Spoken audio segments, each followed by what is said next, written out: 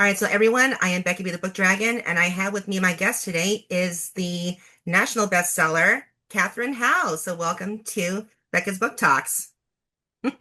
Thanks so much for having me, Becca. I'm excited to be here. Finally, finally. I am so excited. When I first read your first, I think it was your debut novel, The Fifth Book of Deliverance Dane, That was my debut blew me a long time ago. totally blew me away.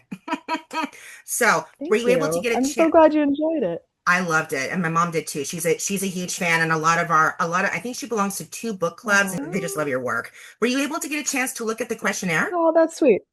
I did not see a questionnaire, but you know what? Just ask me and Oh, I'm ready to okay, do it. okay. I didn't It's know because okay. I can I, think on my feet. I thought I sent you the questionnaire on the last one. You probably did. You probably did, but in total honesty, I'm kind of divided between three different places and my Right. life is a little hectic at the moment. And Yeah. so to be honest, I'm impressed that I remembered we were meeting today. So Right. just hit me with what you've got and Okay. and I was asked once on live Italian late night television if I remembered my first sexual encounter. So I feel like anything short of that, What? I'm prepared to just, yeah, I know. I know. I'm still recuperating from that. That was like 15 years ago. So that's a question that's kind of out of the blue, isn't it? Just really? Is that I something that you thought ask an so. author? I I mean, thought so, yes. I thought it was totally appropriate. Yeah. all right. So, okay, so based on Sorry, you've got me one glass of wine in because I've been watching World Cups. oh, You're getting a looser version of me than you would normally sure, get. that's fine. That's fine. So, what are the top 10 Okay. books that have influenced your life and in your profession, whether it be personal narratives or stories that have left a lasting impression on you, and why? And if you can elaborate on those. 10. Mhm. Some of them are going to be children's books just because Sure, that's how my brain works. So that's fine. probably top 10 influential books as I think about it. So probably the first one would definitely be Johnny Tremain, which I read, which is by Esther Forbes, who was trained as a historian and which I read as a kid. And in a funny way, it's about a boy who's a silversmith in Revolutionary era Boston or just pre-Revolutionary Boston, Yes. and he ends up having kind of a front row seat on all of the events that lead up to like the Boston Tea Party and kind of all the events that lead up to the revolution. And the thing that's so great about Johnny Tremain is, and I've gone back to it, you know, within recent memory, and I've discovered that I think like my entire approach to fiction can probably originate with Johnny Tremain because he is himself a fictional person. He didn't exist, but he was a kind of person who did exist. Mm, And so and because Esther Forbes was trained as a historian, the material world and the physical world of colonial Boston is so beautifully articulated in her work. Like it feels very, at least to me, it felt very immediate, very involving. And Johnny ends up being interacting with people who are real, who were historical people. He, you know, meets John Hancock and meets these other people. And most of my work, it has involved fictional people who engage with real people. mm. Usually, um, my first novel, Physic Book of Deliverance Dane, is an exception to that in that Deliverance Dane was a real person, but I totally fictionalized the contours of her life, which irritated some readers, honestly. But I was a rookie, so I hadn't quite figured out what my approach and process would be, and so I really owe a lot of the way that I think about writing historical fiction to Esther Forbes, in all honesty. And so it's funny to me that that book has lodged so thoroughly in my mind. And of course, Johnny Tremain is set in New England. Esther Forbes did write a Salem witch story, which I don't know that I read as a child. I don't think it was still in print when we were kids, although I do have a copy of it somewhere. So that would be book number one. Book number two, influential to me as a kid, was Eloise by Kay Thompson, partly because it's about a 6-year-old girl who lives in the Plaza Hotel. And it has a very, its subtitle is a book for precocious grown-ups. So even though it is marketed as a children's book and treated as a children's book, it is not a children's book. Like a lot of the humor in it is really aimed at adults. So like there's a funny line in Eloise in Paris where Eloise says, "Here's what gives Nanny a headache: pigeons." And then the next line is, "So far I have 27 champagne corks." And so, you know, I like these sorts of and a lot of humor in the original Eloise books. I know that it's turned into a series and became IP and all that stuff, but like the original K. Thompson books have a very interesting way of looking at the adult world from a child's perspective. Mm-hmm. And I like the way that Kay Thompson was able to handle that subtle distinction. You know, she's filtering a very adult world through Eloise's 6-year-old point of view. And so I think about that. I don't know that you could see the same thing exactly unfolding in what I've written, but it's definitely a style or a tone that I appreciate. Let's see. Book number 3 is The Age of Innocence by Edith Wharton, which I talk about on podcasts fairly frequently. The Age of Innocence is by Edith Wharton, and it was the first book written by a woman to win a Pulitzer Prize. It came out in, I want to say 1920. And The Age of Innocence is not often talked about as historical fiction, but it is historical fiction because even though Edith Wharton was writing about a time she herself could remember, having grown up in New York of the Gilded Age of the 1870s. It's set in the 1870s. She's writing in 1920. And the story does come up until the present, but it is very much a reflection on change over time. Mm. And so the kind of the subject of the book is not only capturing this particular moment, and in fact, the periodicity of the book is very much in evidence, even in the title, The Age of Innocence. It's about an age that has passed by. Mm. And some of the more subtle, but I both respect Wharton's observational eye about, you know, social mores, about like material details. I actually come from a museum background and an art history background, and so I have perhaps an over emphasis on setting in most of the fiction that I write. It's partly because I find objects and setting to be so incredibly evocative of everyday experience. Great. And so Age of Innocence would be number 3. Number 4 would be In the Devil's Snare by Mary Beth Norton, who is a historian I admire very much. And In the Devil's Snare is, I think, the best history of the Salem Witch Trials. And Mary Beth, who's, or I should say Professor Norton, she's emerita now. She is a colleague, but also a friend, and I admire her a lot. And what the major achievement of In the Devil's Snare is, it is academic history. It is so readable. It's compelling, almost like a mystery. And her scholarship is at such a level, she's actually able, using primary sources, to trace the path of gossip as it moved through communities around Salem Village. I mean, it's just masterful. It's masterful. And adding to that, I'd move on to book number 5 would probably be Villains of All Nations by Marcus Rediker, which is a history of Atlantic world piracy. And one of the things that Marcus Rediker and Mary Beth Norton have in common, and actually I think you could see Esther Forbes having this in common too, is they are interested in histories of everyday people. Yes. So, for example, looking at Esther Forbes, she could easily have written the story of John Hancock's son. Instead, she chose to write a working class boy in Boston who was orphaned. And those are the kinds of histories that are the hardest to do. And also, I feel like strongly that those are the kinds of histories that are the most worthy for historical fiction to look at. And that's one reason that, like, my work on the Gilded Age notwithstanding, you know, I think you said you hadn't read Astor yet, but in Astor there are 2 different riots. And so, like, even in histories of, you know, Gilded Age wealth, one thing that I think is important to do is to juxtapose, to not only look at the Gilded Age wealth, but to look at the world that gave rise to that. And so I particularly admire the work of historians who are able to do histories of from the bottom up, which is kind of an approach that Professor Rediker kind of really pioneered. You know, so some of the books that I admire the most, and this may be a surprise, but many of the books I admire the most are history books or nonfiction books. So like Gay New York by George Chauncey. doing queer history is so hard. And George Chauncey kind of pioneered it. He did a history of the gay world in New York City from the 1880s until around the 1920s. And that is a history that is really hard to do.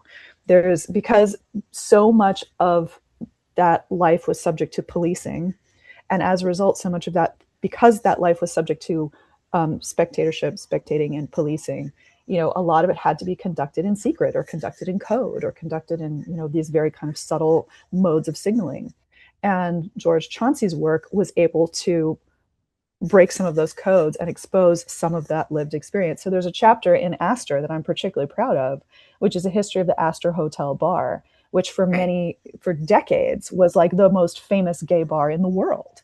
And I thought that it would be kind of important to, like, we have all these associations with the name Astor. It's a Gilded Age association, but there are many people who have a different association with that word, and that is important. And I think it should be said. So let's see, how many books is that? I think I'm up to 6. That's 5. I actually, can I ask you one thing about that Sure. gay New York by, I'm sorry, what was the Gay guy's New name? York. George Chauncey. George Chauncey. Oh my Mm-hmm. God. Okay. Awesome book. Awesome book. Very important book.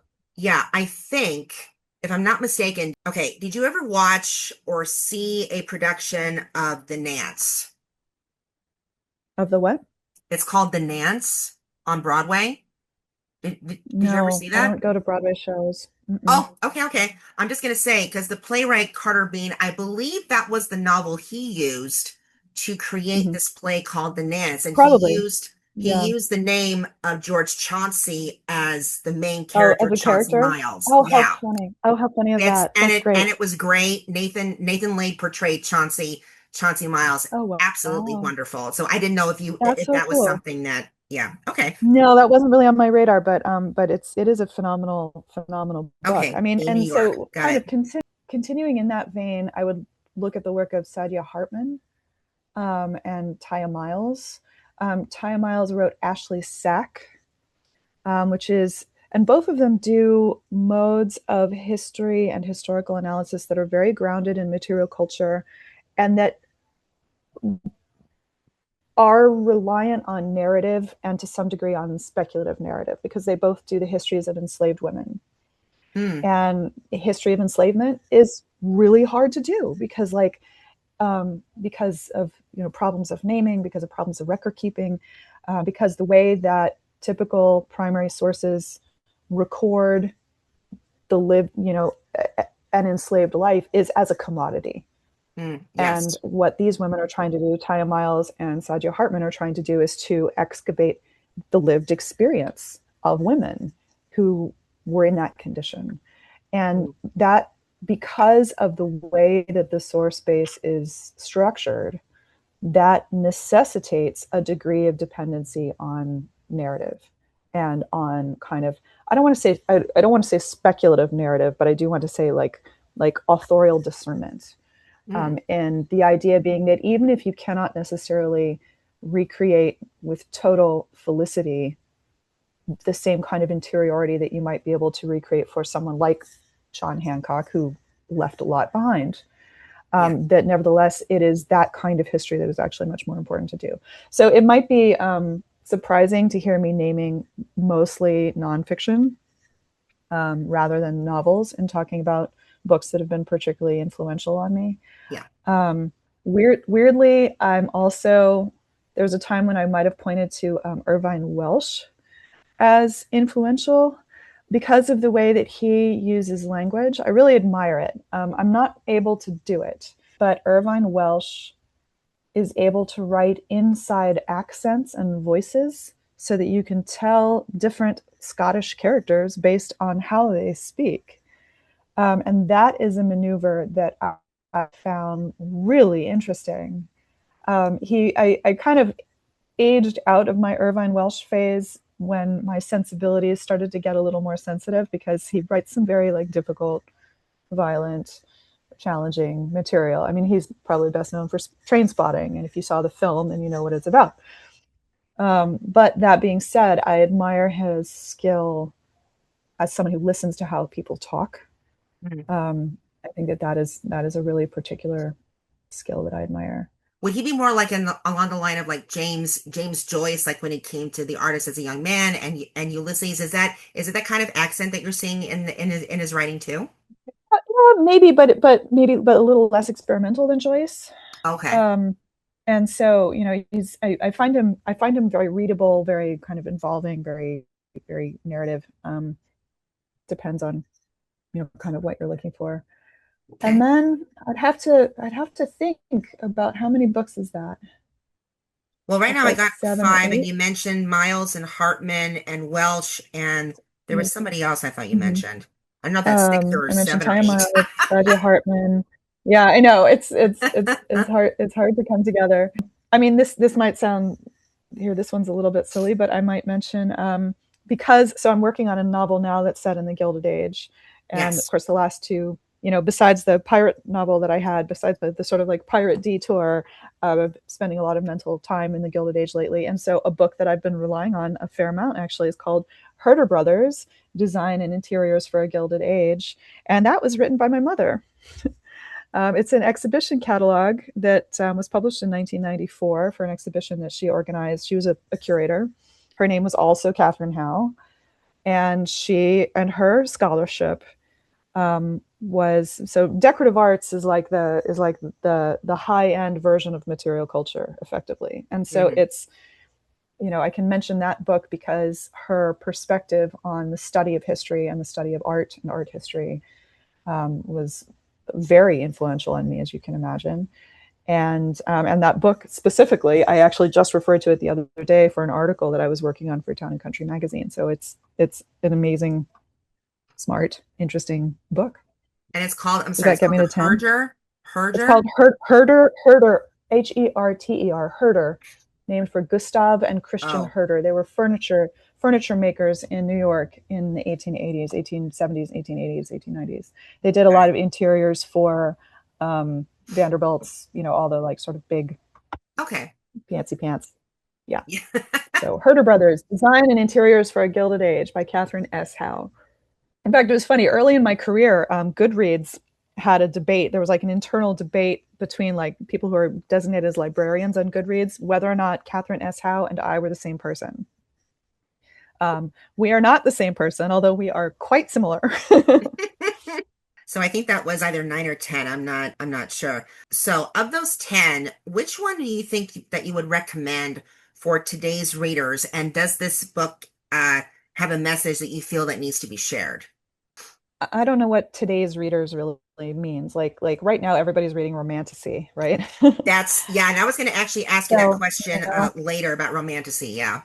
I've discovered that the things that really ignite my intellectual passion and my artistic inspiration sometimes align with like what's happening in the literary world and sometimes don't. So, I had a novel come out in 2023 that I think it's probably the one of the best novels I've ever written. I'm really proud of it.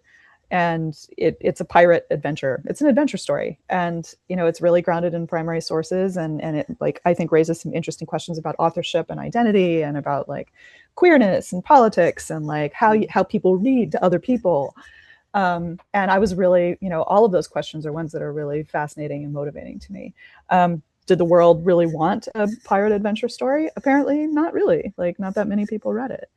So, Was that a true a account? true account. That's a true account. Yeah. Hmm. And so, I think I don't know what to say about recommendations. Like, I'm always out here talking about history that I think is really worth reading. And so, particularly for people who aren't historians or don't practice history, like I'm always trying to suggest like you're so much better off reading Mary Beth Norton if you want to learn what happened at Salem, for Hmm. example, or if you want to learn about pirates, you should read Marcus Rediker. Like he's amazing. If you want to learn about a different version of New York in the Gilded Age, the gay version of New York in the late Gilded Age, read George Chauncey. You Hmm. know, I don't know if that's a satisfying answer to your question. There's no right or wrong answer on Yeah. any of these. So, but are there any book titles, whether or not you have mentioned them or not, that you'd consider that should be required for today's readers? I mean, even though the majority are of today's readers are reading Romantasy, as you stated in your Mm-hmm. March of substacks of the how Oh, and yeah. why. But The how and the were why. there, yeah. Yeah. Why do you think what are some other titles that you think should be required? Well, that's funny. I've started teaching in the core curriculum at Columbia, Hmm. which Oh, is oh, okay, where okay. I went undergrad. And so it's a real privilege. I get to teach in the literature class that all freshmen take. And it's the same literature class that I took when I was a freshman. But of course, it has evolved and changed over the years. I am a big believer in the canon. I really am. Hmm. Partly because um, partly because it's a common currency of intellectual and narrative like themes that we all have in common, whether we know it or not. And partly also because then it gives us something to push against. And so like one of the things that I think is most rewarding about reading the canon is the act of debating whether or not it is worthwhile to have a canon. Hmm. You know, to like any indie, like if we're talking, for instance, there's a new film version of the Odyssey is coming out, and there's been a lot of debate over like the casting of Helen or what have you. And the Odyssey is one of the books that I get to teach in the fall, and I'm so excited. I haven't read the Odyssey since I was a freshman, Me neither. I mean, and I literally never yeah, even read it. yeah. Well, if you but it's interesting that you've never read it because I feel like there's so many stories that we feel like we know, But but we never bother to really know them or really dig into them, yes. and yet they still have a role in our culture, and they still have something to tell us, and they Hmm. still are thematically things that we are all kind of, those of us who are writing or like are writing against. I mean, it's in some ways the Odyssey, it's a hero's quest. Yes. It is maybe the original hero's quest. And so I think that that kind of stuff is very worthwhile, even for those of us who have maybe like a critical relationship with the Western tradition or Western canons. Like I think that you like have to understand what you're reacting against. Hmm. And so, I mean, I might say, like, let's all read the Odyssey. I think everyone should read the Odyssey. You know, I think everyone should read it. There are many different translations of it. I think then it's interesting to talk about reading works in translation.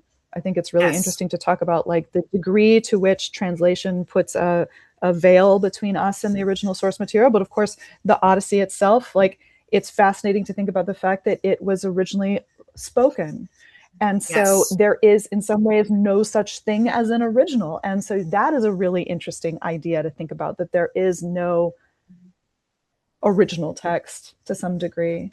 Right. Um, the same is true for Shakespeare, right? There is no definitive King Lear. There's a folio version and a quarto version, and they are very different. And any version of King Lear that we read is kind of a reconciliation of those two things by Shakespeare scholars. Like the fact that in a similar way, you know, this is more superficial, but like anyone who's a writer always feels like our work is never really finished. We just have to abandon it. That's not my quote. That's somebody else's quote, but it's Yeah. absolutely true. Like, what is the final definitive version of a given book that someone writes? You know, the Yeah. version of Physic Book of Deliverance Dane that you have read Hmm. is closely related to the first draft, but not the same. Right. And so talking about like that, I feel like there's so many interesting discussions about literature that can be had through that kind of returning back to the source. Right. You mentioned something about there was something about the Odyssey. Oh yeah, and I recently checked out a library book about Homer's Odyssey. It's almost like there's like a it's like a path guide. It's sort of like these are the locations as to where the story takes place, and you get to go on a journey from Yeah, beginning to the end of the Odyssey. So I yeah, get to read that. that's interesting. That's really Yeah, cool.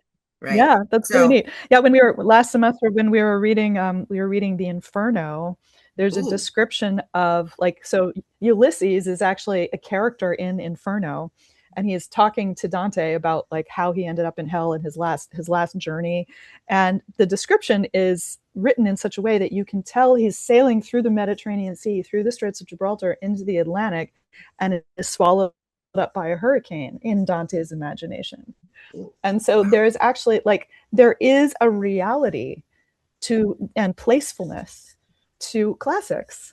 that I think we forget. Like, I think that it can be worthwhile to sort of reconnect with the materiality of lived experience in the past by reading classics. That's cool. You mentioned your favorite authors are mostly ones that deal with history, and I think also I Mm-hmm. wrote it down. Another one of your favorites is William Dean Howells. Am I saying the name Oh right? yeah, yeah, I Okay. do like William Dean Howells. I like William Dean. He's an American realist from around the same time period as early 20th century, like Edith Wharton. He wrote about Boston. I also like John P. Marquand a lot. He is very much out of fashion. John P. Marquand also won a Pulitzer, interestingly, for an epistolary novel called The Late George Apley, which I loved and cried at the end of, even though it's called The Late George Apley. There's no twist. Like, the end is in the title. But what's interesting about John P. Marquand is he is brilliant at men and not great at women. He doesn't really Interesting. understand that we are people with as much emotional interiority and nuance as men. Hmm. That being said, like, I mean, I getting back to what a grump and pro classics person I am. Like, that doesn't, to my mind, that doesn't mean he's not worth reading and learning from. Like, The Late George Apley is written as a collection of it's epistolary, so it's a collection of letters and like faux primary sources. Which, of course, being Okay. a history nerd, I find cool and motivating because it feels very. I love epistolary novels because it feels like you're getting away with something by reading someone's private correspondence. Like, Yeah. one of the most fun more recent books that I read was Dear Committee Members by Julie Schumacher. Dear Committee Members is a I think she actually won a Thurber Award for it. Is a it's a couple years old now, but it is a satire, an academic satire, written all in the form of recommendation letters, and it's Ah, hysterical. It is so funny. And also, and you get the kind of pleasure of like, oh, I'm reading something that like I'm peeking into something that I'm not supposed to be seeing. So I find the epistolary form to be, it's not fashionable, but I enjoy it very right. much. So I was just gonna say, so did you get a chance to or have had a chance to meet any of your favorite authors that you have admired their works from so far? And why do you I and what makes you admire them? Well, a lot of them are dead. So, I have not met Edith Wharton, nor have I met Esther Forbes, nor have I met Kay Thompson, nor shall I. I've had the pleasure to meet many of the historians that I admire. I got to meet George Chauncey this last year, and Mary Beth I am friendly with. And I've met Marcus Rediker, and and so that it's always fun to fangirl at historians. Also, because I think historians get very confused when you do that because I don't think it Yeah. happens to them very often. Um, but that's pretty fun. And I haven't met Taya Myles or Sadia Hartman yet, but I hope to someday. I mean, if you Um, were to have, yeah, I mean, if you were to have a discussion, what would you like to have discussed with them about their work if you did have a chance to meet any of those people? I have had discussions with historians about history stuff, and Hmm. in fact, Mary Beth invited me to come talk to her witchcraft class once when I was living in Ithaca. Nice. Um, so like a lot of times I find most conversations that I have with other authors. So I'm friends with in my same town, the author Julia Glass lives here. She's won the National Book Award for Three Junes. And we joke that we're the literary underground. A lot of our discussion is it's sort of like scuttlebutt. I don't know that we talk like craft that much. Hmm. Sometimes, but like Julie and I have different approaches. I'm very much of an outliner, and, Hmm. and she's very, very much someone who writes her way into her characters. Yeah. And so we talk about that most of the time when authors get together. I don't know that we actually, sit around having highfalutin discussions of like the art. I feel like mostly Right. it's would you like a glass of wine, and Yeah. what's the gossip, and Yeah. stuff like I mean, that. that's, I was just, yeah, I was just gonna say, because I think Stephen King, I want to be able to interview him one day, but I remember in his book memoir on writing, a memoir of the Mm-hmm. craft, he mentioned that he's friends with Amy Tan and a few other notables that I didn't know, and they perform music. I was like, They have a rock this band. was Yeah, yeah, it's called the Rock Bottom Remainders. the the rock bottom remainders. Oh my God, I'll need to look into That's that. what they're That's called. funny. I'm a little hurt. I've never been invited to jam with them. It's like, you know. That's funny. Oh my God. That's hysterical. So what was in, I mean, I know that you've been busy with, with the school and the World Cup and getting ready to work on the Gilded Age novel, but what was the last story you read and what were your thoughts and takeaways from that read? The last story I read, Hmm. like book, or Hmm. do you mean like short story, or It could be anything, a or children's story to, I mean, um so I was listening to, I've actually been on a funny kick of stuff by Brian Burrow. He has written, I've mostly been listening to them while I do other stuff. He is a, I guess, history and like creative nonfiction writer, and he is Texan like me. And he was the co-author on the book Forget the Alamo, which was amazing and so smart. I've read a couple of other books by him too. I recently listened to the Gunfighters. That was about, it was sort of picking apart the like myth of gunfights in the Old West. okay. Forget the Alamo was especially fascinating though. Do you know what the, you know what the Alamo is? Yes. Do you know what it is? Custer and Okay. Geronimo and yeah. Um, Mhm. no, it's in San Antonio. The Alamo is a Spanish mission that is Oh, in San maybe I'm getting it Antonio. wrong. It was Okay. part of the Texas Revolution, and it was a site of a, I mean, I think we can call it a massacre. Basically, a bunch of mostly Anglo settlers in Texas um, were kind of walled in there and surrounded by the Mexican army and were massacred. And it was one of the things that then led to the Battle of San Jacinto, which is what caused Texas to break away from Mexico. Now, the way that this narrative is, so I grew up in Texas. This has always been taught to Texan children as a heroic martyrdom kind of story. And one of the things, but that is not the whole story, because the reason that a bunch of Anglo settlers were trying to start trouble with Mexico is because they wanted to protect their right to enslave people. And Mexico was trying to outlaw it.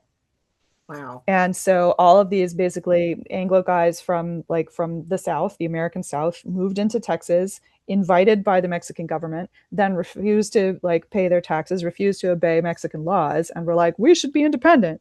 And so it's like a super problematic narrative. And also, creates a weird tension in Texas between like people of Anglo heritage and people of Tejano heritage, because the way that the Alamo story is talked about, it very much demonizes the Mexican army. Wow. And so the book, Forget the Alamo, is fascinating because it both looks at the real history of what happens at the Alamo, but it also then looks at the way that the story of the Alamo becomes lionized and becomes part of popular culture and gets reproduced, and how it becomes like symbolic. And so it's both a history and a meta history, and it is so smart and so engaging and so interesting, and is also, I think, the kind of reparative history that is important, because the book is honest about the fact that this place is a symbol to a lot of people, and it wants to understand what underlies that symbolism and what that symbolism means, and like how can that symbolism be better understood or changed, or you know put to a different purpose. And so Interesting. that is one of the best books that I read this over the last 6 months or so. It's cool. Awesome. Yeah. So from that point of view, was there ever a story or narrative that was a challenge for you to complete or to read through due to the nature of the content or the subject matter?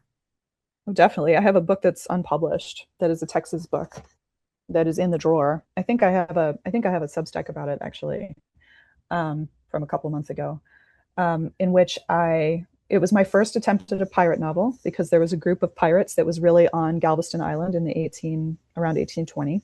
so right before the Texan Revolution. I am Texan, and so it's always been a little funny to me that I'm most associated with New England and New York. Like all of my fiction has been set in New England or New York. Mm-hmm. Also my nonfiction, now that come to think of it.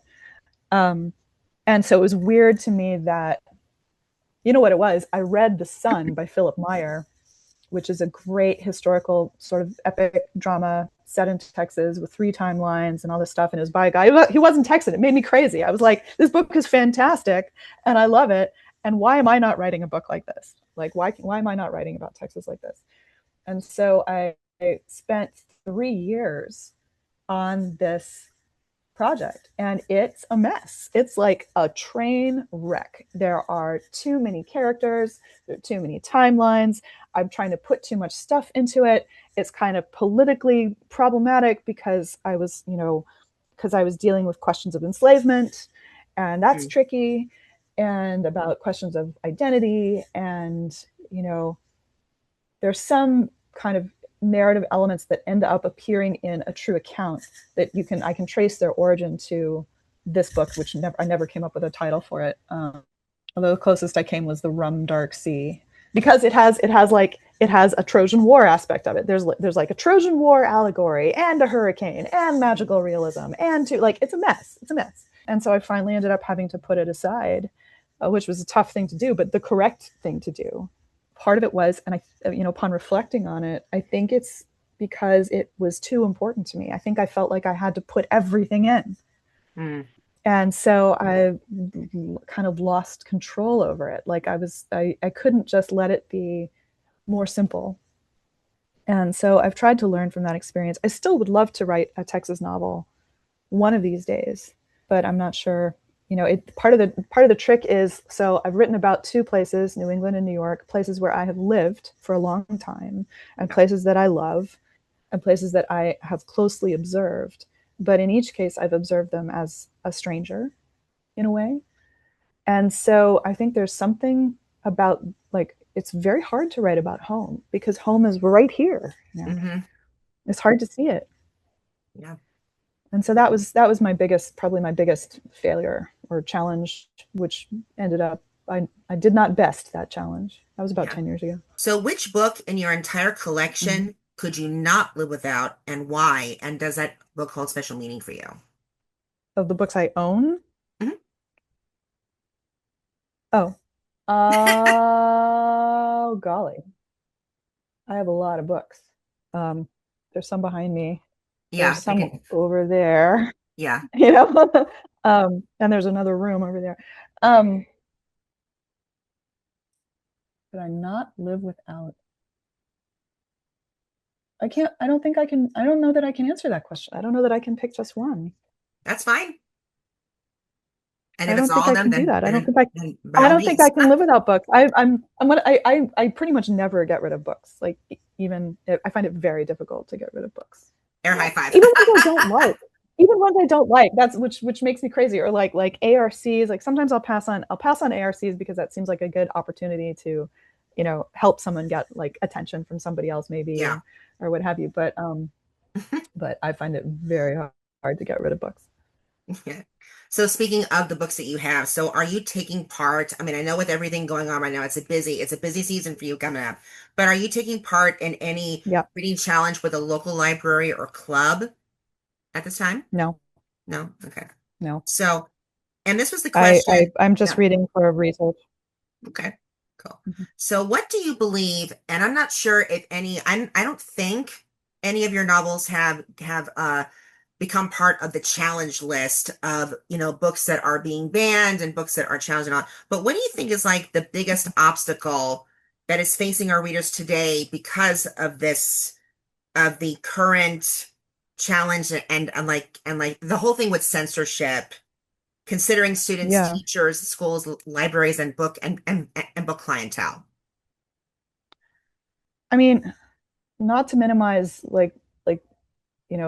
the challenges inherent in that, but it also, weirdly, it doesn't worry me as much as maybe it worries other people, partly because I remember like the 90s, and I remember parental advisory stickers on CDs and stuff like that. Do you remember that?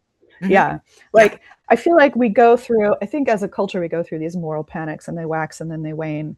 And like, I mean, I say that from a position of relative privilege because I'm not aware of any of my books being challenged or banned that I can think of. Um, but, you know, what I think is actually what worries me the most, what keeps me awake at night, is less the waxing and waning of challenges, because also that tends to be somewhat regional. And again, this is me maybe talking a bit as a displaced Texan. Like, different communities have different standards and different expectations, and like we can Right. argue about that. But I think that that's also real. Culture is real.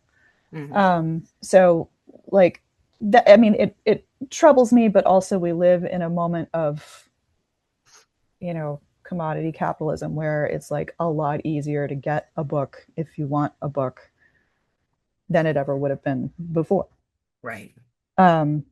Amazon is both evil but also amazing because it means you can buy just about any book. Like, Yes, just about. Hmm. you've got the money. I Yeah. mean, that wasn't the case when I was growing up, right? Right. But it's weird though. So there's that. Yeah, but that's interesting that you What's brought up weird? parental advisory, because when I was growing up, I mean, Mhm. I read the books that I wanted to read, but Oh, me too. being I remembered being exposed to like a Hmm. lot of things that today are being censored over. I mean, I don't Oh know, yeah. because you have a museum and art history background. Let's just kind of go off on that. I Hmm. also was teaching Hmm. art as a student teacher for a time, and we were doing this last project. This was in 20, I'm going to go into this later, but 2012 Hmm. when this occurred. And I had approved, and it's like, okay, yeah, you can do a remastery of this painting and mix it with this one. But then the master teacher told me, she Hmm. says, this actually, we need to avoid this. I was like, what? Hmm. Even Why? this Because is it was something that I nude. was exposed to when I was 5 or 6. And I'm like, Yeah. that's Yeah. art. I mean, Yeah, I know, I know. In fact, funnily enough, the very first protest I ever went to was with my mother, and it was when I was a child, and it was demonstrating in favor of the NEA, because it was when they were threatening to cut funding for the National Endowment for the Arts because oh of the wow. kind of controversial nature of some of the art that it had funded. So like this is not new. So maybe I'm not panicking about it because I'm like, oh, okay, we're doing that now again, and like eventually we'll stop. What really worries me, since you asked me what I worry about, AI worries me. AI Yes. worries me a lot. Thank you. Um, AI worries me not only because it has stolen all of my work, okay, Uh-huh. but it also worries me as like it's so easy to, and I'm saying this as like a quasi educator. I think of myself as mostly a writer, but I've started teaching again, and it is standing on the shoulders of giants. I worry that AI is going to rob us of what remains of our ability to read. I worry that it is going to rob us of what remains of our ability to critically think. I'm very worried about it. Yeah. I'm very worried about it. I know that it has its uses for design or for programming or for whatever. Like, I know that I cannot hide from it. I went to AWP this year, which I usually don't go to, but I went just to sort of check it out. It was in the city where I was spending some of my time. And all the panels were about AI, and all the panels were like, how are we going to resist it? And what concerns me is like, we cannot resist it. Like, it's not going away. Right. There is no resisting. We have to figure out what to do. And as an artist, as someone who values knowledge and values reading, I don't know what to do. I don't think anyone knows what to do. And that frightens me much more than a book. Like, you banning a book, okay, fine. Like, your book is banned in some like small town library. Like, that sucks, I guess. And it sucks for the people who live in that library. And like, I'm not trying to minimize that. It's a big deal. But I think it's a much bigger deal if no one reads a book anymore, because all they have to do is ask AI what happens in the book. Like, I don't, Yes. that, that is what really stresses me out a lot. Yeah. I And I don't know remember. what to do about it. Yeah. I with my students last year, I tried to get sort of emotional buy-in about like, there is a pleasure in reading. Like, let's just enjoy that we're reading. Let's Yes. enjoy that we have the time set aside together just to talk about a book. That is all we're doing. That is the only reason that we're here. And some of them bought in, but many of them just wanted to like get the grade. It's a required class. They have to Yeah. take it, you Mm-hmm. know? And I also understand that like stakes are high. They worked hard to be there. Like, you know, I understand the utility of that, Yes. but it saddens me immeasurably. It saddens me immeasurably that utility is the first thing that we're thinking of when we're talking about literature. Hmm. But speaking of the band, were there any books on the current, I'm not sure what the latest current band list is, but were there any of them that you already read? I don't know what's on the list, but I mean, I've read D.H. Lawrence, I've Okay. read Story of O, Hmm. I've read Marquis de Sade, which Okay. is Yeah. like super upsetting. Hmm. You know, I've read problematic stuff. You know, like I read freely and widely. Like everybody on Threads or Twitter always jokes about, I can't believe we all read Flowers in the Attic. Like I can't believe we read Flowers in the Attic. I read Flowers in the Attic when I was probably 11. You know, like everyone else. Um, I I read think that's one book I Forever when haven't I read was. yet. You never read Flowers in the Attic? Nope. It's messed up. It's super messed up. Okay. Um, you must be a little younger than me then. I read Forever by Judy Blume. It was passed around at camp. You know, like we all Huh. read it. I read widely, and I believe in reading widely, and you know, I believe in reading widely. Like I have a little guy, and I believe in him reading widely. You know, we've read Moby Dick, we've read Interesting. Ivanhoe. You know, we've read like we read kid stuff too. Hmm. But I feel like the best thing you can do is like, and I've tried to instill this in him, is like reading like lets you feed your curiosity in any direction. You can just follow your curiosity as far as it can take you. I've Yeah. read Huck Finn, of course. I think everyone should read Huck Finn. How can you understand James if you haven't read Huck Finn? Hmm. You can't. Like full stop. I think a So, lot of book banning is about a desire to avoid difficult conversations about lived human experience, whether that's you know race, whether that's queerness, whether that's gender, whether that's like there's a lot of, but like the whole point of fiction is development of radical empathy. Like that's the whole point. That's the only reason. Like pleasure, I guess, but also radical empathy. And yes. so you know. I like how you say that, radical empathy. I do agree with Mhm. that. Right now, are there any organizations or charities or special events that are taking place that our viewers should investigate in, donate, or participate in, protest? Okay, so Like I'm a that? little bit regional. You'll forgive me, but I'm very pro James Tallarico, who's running for Senate in Mhm. Texas. James Tallarico, he's taking on Ken Paxton.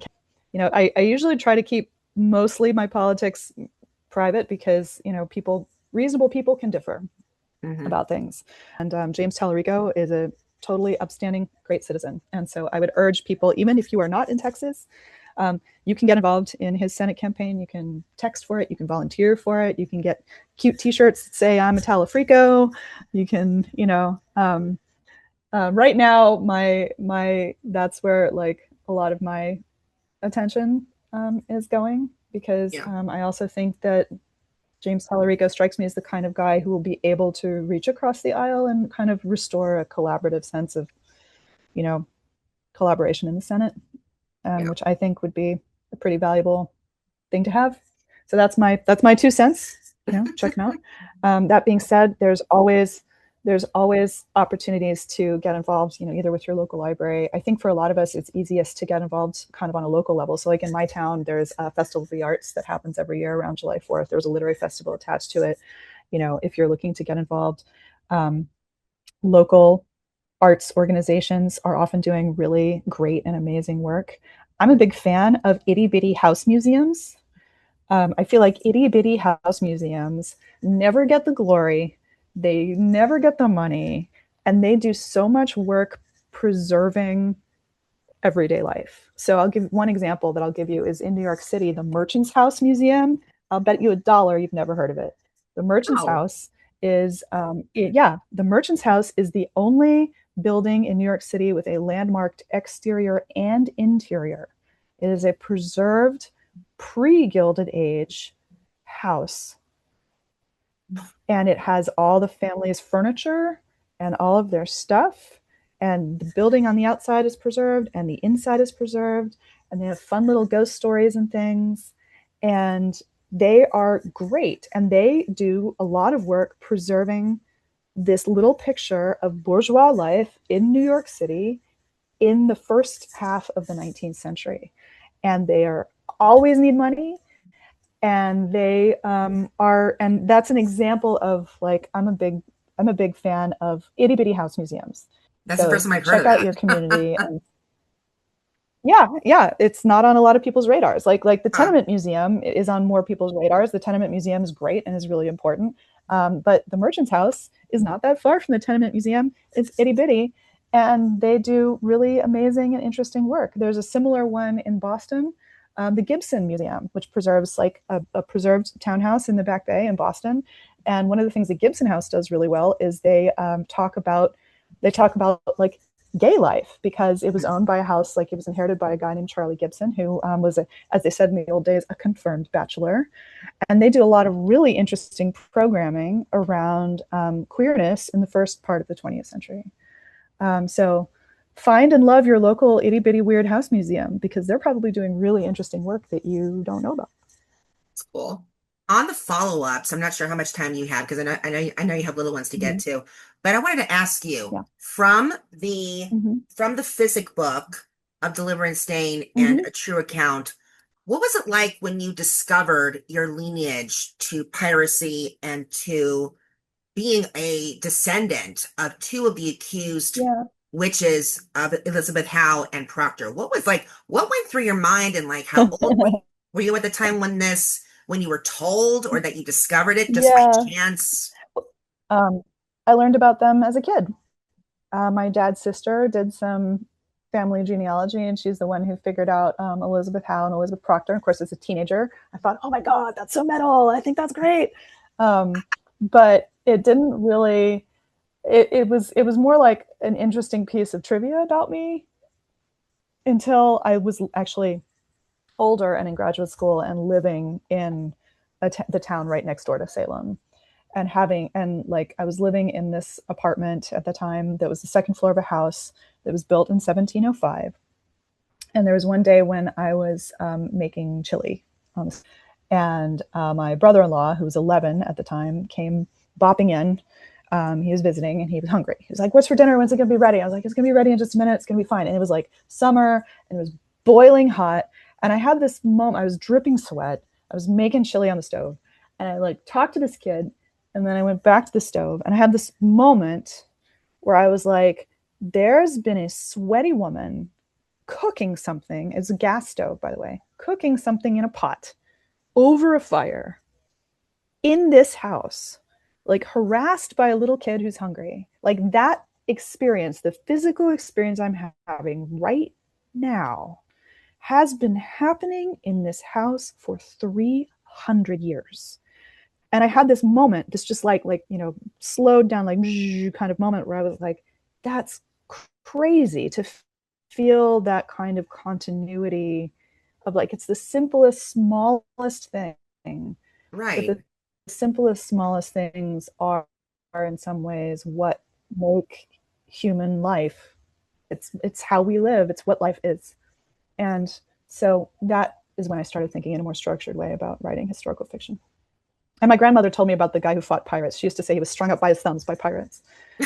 So I learned more about him as an adult, and of course as a sailor. It's my only hobby. I like sailing, and so I learned about him because, like, how can you not love pirates?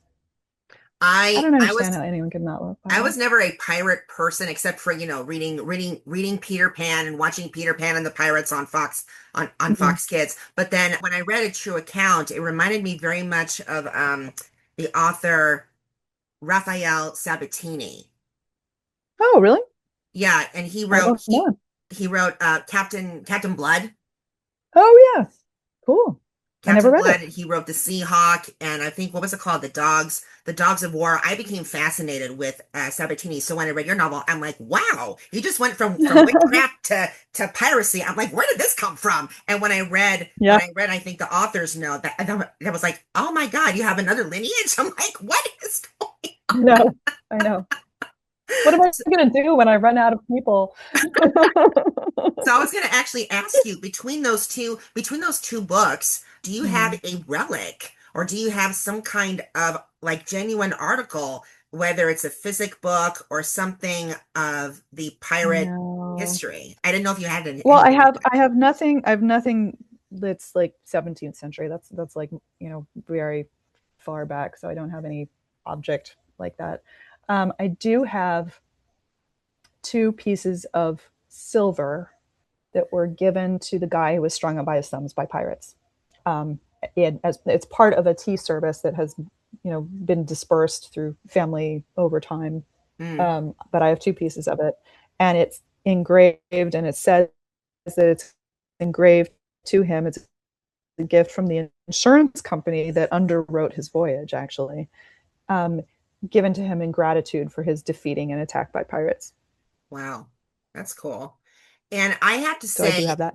that that's awesome. Yeah, One of the books that yeah. I literally finished within 2 days was a book of yours that I never heard of until I looked you up, and I'm like, what other book of yours have I did I not come across? One of them was called Conversion. Mhm. I Yeah, was it's my YA novel. that oh so there's a YA novel. Okay. I Yeah, it's a was YA novel. really I was really disturbed by what I was reading. And when I read your again, the author's Sorry. note. No, but that's what writing I think should be disturbing because otherwise Yeah, there's no conflict. The story doesn't go anywhere, you know? yeah, So, yeah. but that was interesting though that that it's an actual thing, conversion disorder. And I wanted to ask you because we have family friends and family relatives with kids of their own who are Mhm. top AP students. And I'm looking Yeah, at it going, could they ever go through something as outrageous as as yeah, coming to this weird type of disorder with your students? yeah. Do you ever worry about students taking AP courses like from top top of the hour to like the end of the hour? And No, do you I don't worry about that. I mean, the thing, like, so conversion was inspired in part by a real thing that happened in Leroy, New York. yes. Um, but that was it. And there was actually another one that was at shortly after that, that was at a public agricultural high school in Massachusetts. So this is a phenomenon that is not unique to kids in really high pressure environments. I wrote about kids in a high pressure environment because it was what I knew. Mm, It was what I was more familiar with, and so it felt like a more comfortable place to be writing from. But it is something that is unique or not unusual in groups of mostly teenage girls, and that it occurs across cultures, which mhm. is one of the things that's really interesting about it too. That it's a phenomenon that is observed. It's not just a Western. Is that there is something that's just really intense and hard about being an adolescent girl. And I just a chance to think about that in fiction. And so that's what I did. I'm glad that you actually tied in the Crucible and that the perspective from the interlude Mm-hmm. was through Ann Putnam. I'm going to have to go back to the Crucible again because I don't recall seeing Yeah. Ruth. Maybe I must have glanced over it or She's like something. the most minor character of all minor characters. She's like she doesn't really matter at all. Like one of so conversion was inspired in part because, and I think I said this in the author's note. When I was traveling around some promoting physic book, people would ask me about the afflicted girls all the time, and so I would talk about the afflicted girls all the time. And Hmm. then when I watched, I was watching the news about what was happening in Leroy in, I guess, whatever that was, 2011. I was like, oh my God, like it's the same. It's the same thing, just in a different moment and a different time. And then I started thinking about that. And then I was thinking about the fact that most of us encounter the Salem story through fiction. And most of the time, that fiction is The Crucible. And The Crucible is very specific to its moment. It's a male perspective. It's from the 1950s. It's about like John Proctor's moral turpitude, and that's not what Salem was about. Salem was about women, It was Yeah. about women and it was about girls. Hmm. And so I wanted a chance to look at that in fiction. That is cool. So I And did. that was something that I also was unique about the Crucible because that's something that I also taught my students because it is also part of Mhm. ERWC. I had to be careful Okay. because we had students that were from a religion that does not even allow them to read, let alone even touch the book. So I gave student autonomy to say, okay, Interesting. well, let's make sure that we're all on the Yeah. same level here. But when I did teach it, Yeah. and I was going through, I like what you Mhm. talked about how, and you and I are thinking along the same line. It's the power struggle. The men are at the top, the girls are down Mhm. here. Once that power is reversed, Yeah. suddenly the girls are on top and the guys are at the bottom. It's Mhm. like once you Yeah. cry witch, Yeah. yikes. I mean, Yeah. Yeah. Yeah. It's an intense sort of pressure cooker there. right. I've got about 2 more minutes, and then Ooh. I need to probably run. Okay, I was actually going to ask you because I'm speaking of the conversion thing. What was the whole spiel with Joan of Mm. Arc? And was there a building that was the influence Oh, behind it? um, that was just that I named the prep school and conversion St. Joan's Academy, because I named it for Joan of Arc, because Joan of Arc was a teenage girl who had sort of mania and visions. That's Okay. all it was. Right. And then with the Astor book itself, which I've yet to cover, but did working with, and I Mhm. wanted to ask you, what was it like working with Anderson Cooper and how did the two of you collaborate? Oh, he's great. But he is like the hardest working man in show business, honestly. Like that guy works so hard. I'm really impressed with all that he is able to accomplish. But it was really cool. That came about. The Vanderbilt book was first, Hmm. and we worked on that together. And we sort of like he needed, you know, he's written books before. He's written a memoir, and also he published some correspondence between himself and his mother. But he's not a historian, and so he needed a collaborator who could kind of help with the archival piece. And like archives are weird, like you have to go in and there's like this massive material, and how do you find the story in Yeah. the massive material? And that takes a lot of practice. And so we kind of went back and forth on like what we thought the interesting stories would be, and we had many of the same interests in common, which was great. And then the Astor book came about because when we were working on the Vanderbilt book, um, we kept running into the Astors all the time, because the Astors were, dominating New York society at that time. We we're kind of like, what's the Hmm. story there? Like where, Right. how does that play? How is that part of this story? Yeah. And it ended up going in a couple of directions that I thought were really fun, and that I think he thought were really fun as well. And I'm really What, proud of those books. right. Was that the catalyst behind why you wanted to write a book about the Gilded Age? So my second novel is actually set in the Gilded Age. My second novel is The House of Velvet and Glass. It's set in the 19 teens in Boston. Oh, okay. That's the one that's still And yet to come in. I mean, late Gilded Age. Yeah, it's Okay. late Gilded Age. It's a Titanic sort of story, and it's got like a weird spiritualist element, and it's set in Boston rather than New York. But it is the very early beginning of the 20th century, and so I was already interested in that period in general, Right. and so it was cool to explore it from the New York perspective. That's cool. One of the last questions I wanted to Yeah. ask you was in March, in the how and why, and I wanted to bring this up with you. I was very surprised when you Mm-hmm. were working on this other novel of the Gilded Age. You said that it was very disappointing to find out that the book project was unsellable. And when I read it Yeah. again, I'm like, oh, wait a minute. That's because of what's the big trend now.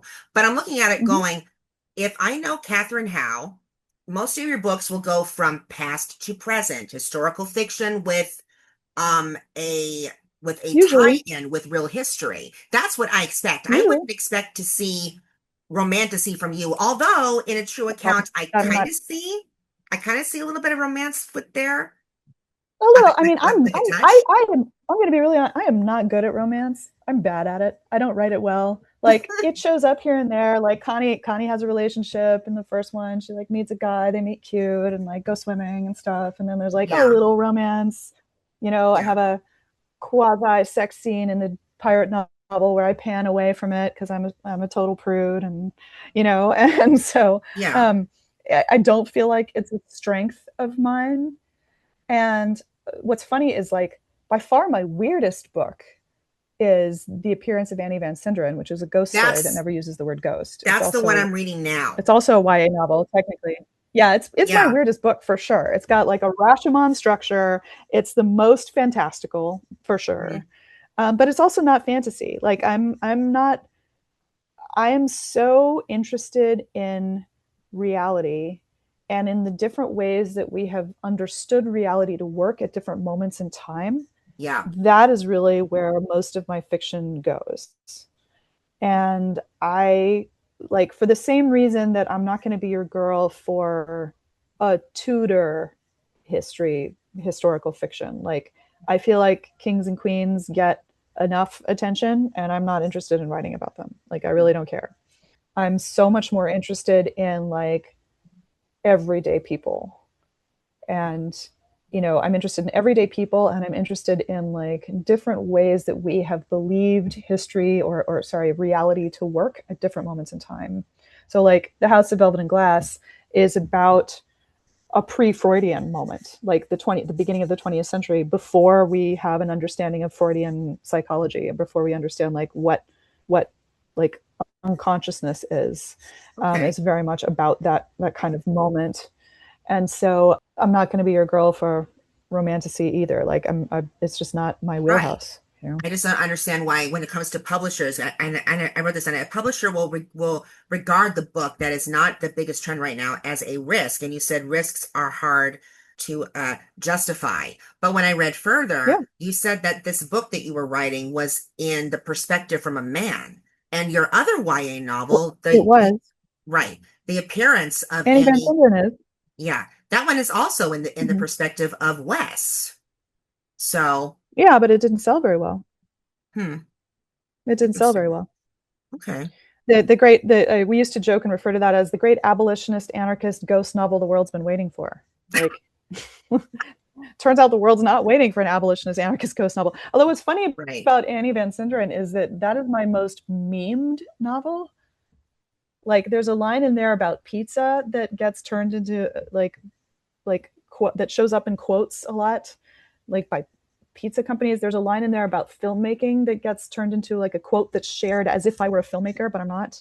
And there was a Mhm. line from that book that was actually on the New York City link system Really? that was about New York City. I know. I saw it. What's hilarious about that is I saw it in a taxi cab. I was riding down the street in New York because I lived there for a time with like another author, and I thought I was hallucinating. I was like, Cheryl, does that say is my name on the NYC link right now? And she's like, oh my God, it is. And then the next day I went and I stood next to the NYC link where I'd seen it with my phone, like waiting to catch it.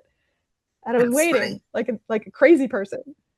And so yeah, that book did not sell very widely, but is weirdly quoted a lot. That's It's so interesting. strange. Do you have time for one last question? Yeah, Okay. So how do yeah, you, quickly. now that you're teaching at, I'm sorry, I thought it was Marymount, or is that the same institution? I taught at Marymount for a semester. I'm at Columbia now. Okay. So how do you juggle between being a professor and a full-time writer? And like, how do you Mhm. spend, or how do you like set time aside to focus on your writing versus focusing on getting ready to meet the deadlines for school Mhm. and getting all this? Yeah, Have you mastered a way of like managing I'm I'm really tired. that? I'm really tired. Yeah, That sounds facetious, but it's actually the truth. I work on the train a lot. It's just, it's just hustle. it's a You just hustle, have to hustle. right?